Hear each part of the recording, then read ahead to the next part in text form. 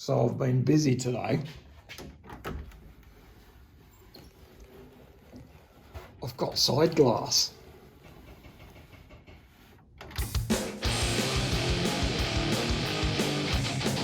Hey, I've got side glass in, passenger side and driver side, and I've got a front screen in. All it does is rain lately, so I thought I might get some more work done on the truck. And what I've done today is put this rear screen in. So it's just glued in with some Sikaflex there, a windscreen sealer. And what I've done, this is what I want to share with you.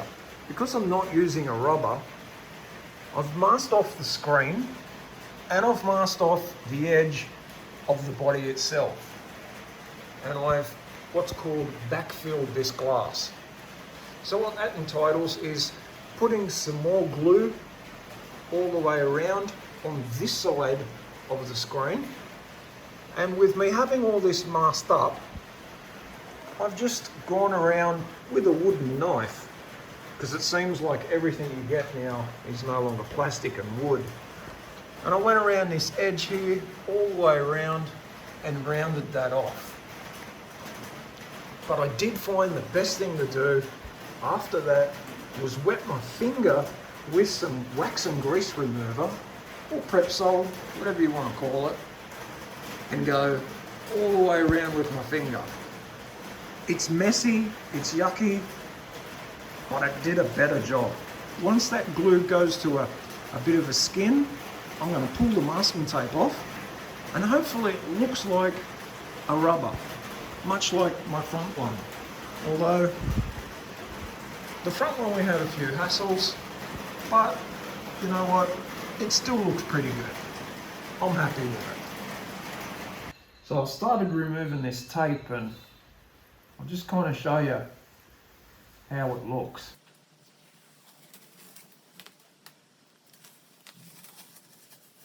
Now the bottom here turned out really well, but the top got a bit of something going on there.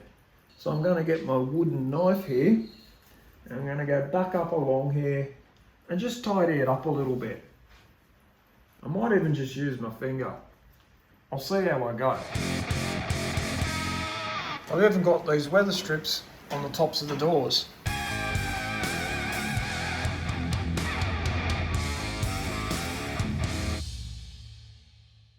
So I'm out here in the backyard and I've uncovered my tray here.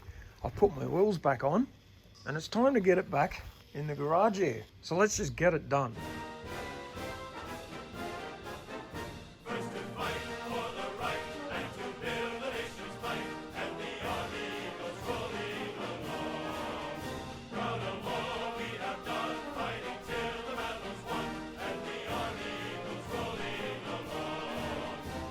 Right, so we've got the tray in the back of the shed.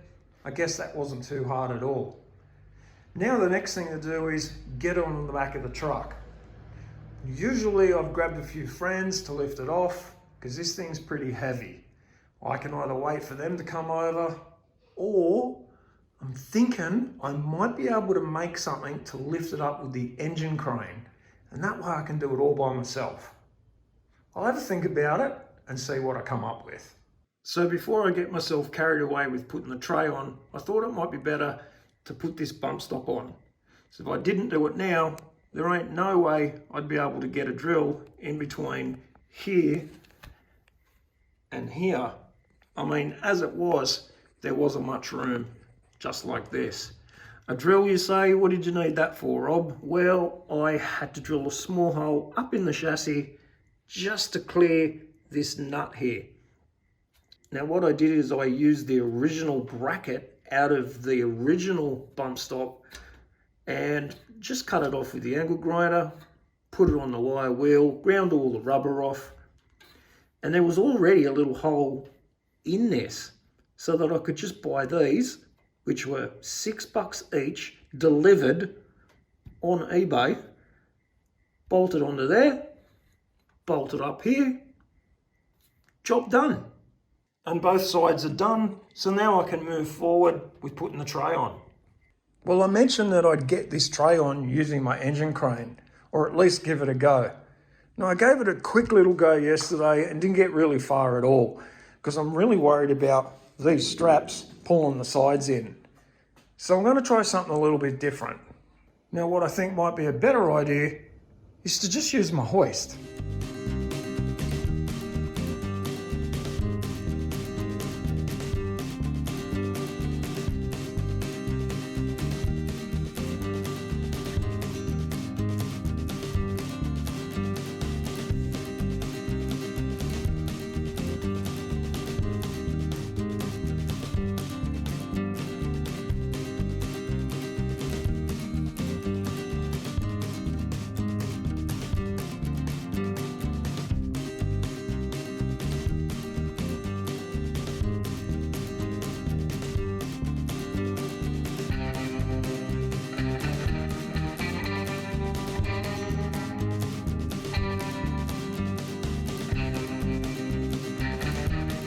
Well, right about now you can probably see how I'm going to try this.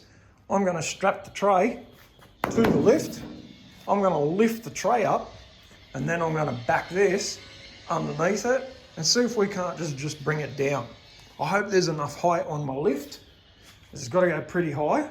As you can see there, it's the same height as the top of the tray right now. And I haven't got that much room. Besides that, this lift kind of locks out around about this post here, or this, around about this slot right here. So it's not really that high.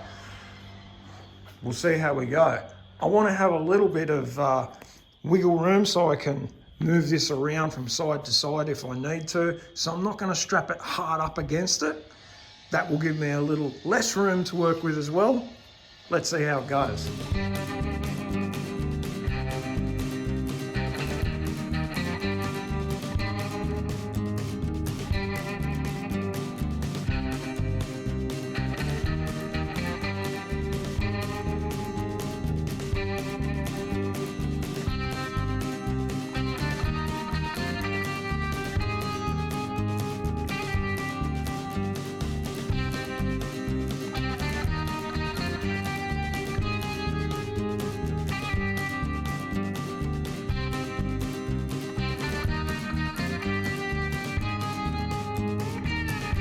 So we're a little bit wonky on this tray here, but I don't think that's really going to matter. As you can see, there's a gap here. It's smaller than the gap that's here. But at least I've got the height. I've definitely got that height so that I can get the chassis under the tray. So that works. I'll get these wheels off and I'll see if I can do this.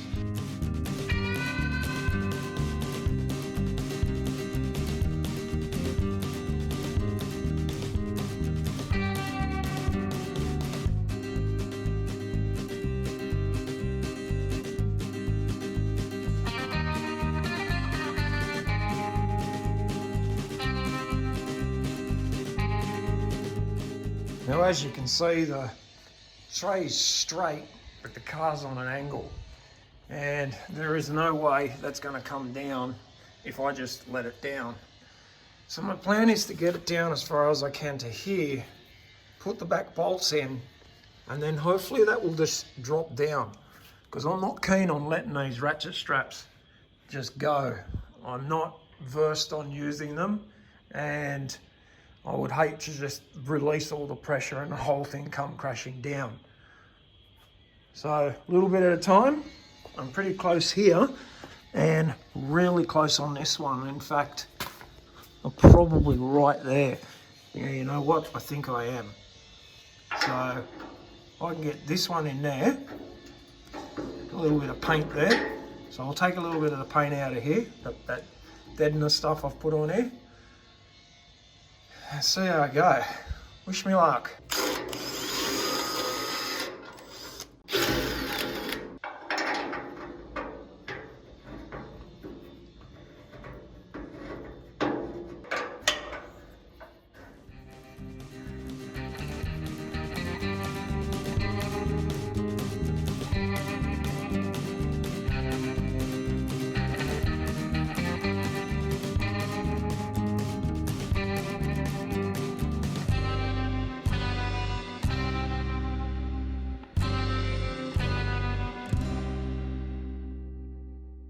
Well, I've got to show you here, as I'm bringing it down, it's lifting the tray up underneath the hoist here, and it's just clearing. I can't get a finger in there,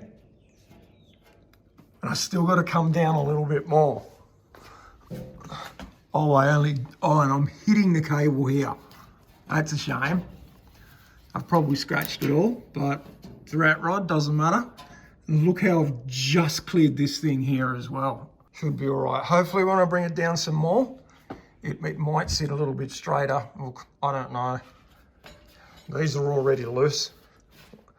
I've still got to bring the front down probably another ½ inch. It's been so much better to have the engine in and all the front suspension in, and this thing sitting a little bit flatter, and I wouldn't have had those issues. But wasn't to know. And the gearbox is actually off getting looked at.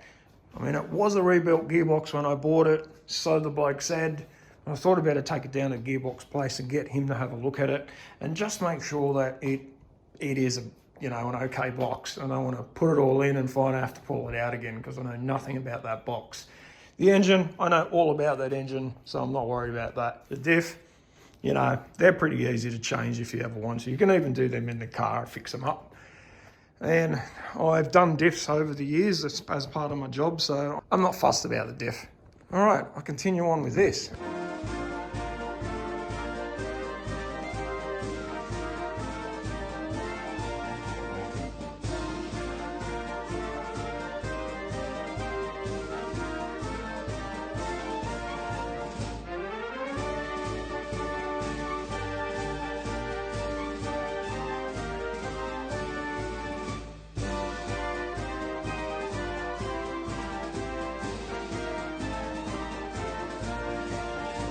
Well, there you have it. The tray's on. I only held on with a couple of bolts at the moment, but that's all right. I'll worry about bolting it down permanently later, once I'm happy that everything's right. What I can do now is move forward and do some tail lights. I can also finish the tailgate, because I haven't finished that yet. And what I'd also like to do is put another clear coat over the top of that tray so that it matches the cab here. It's a little bit different. You can't really see it on camera, but it is different. Anyway, I'll catch you on the next one.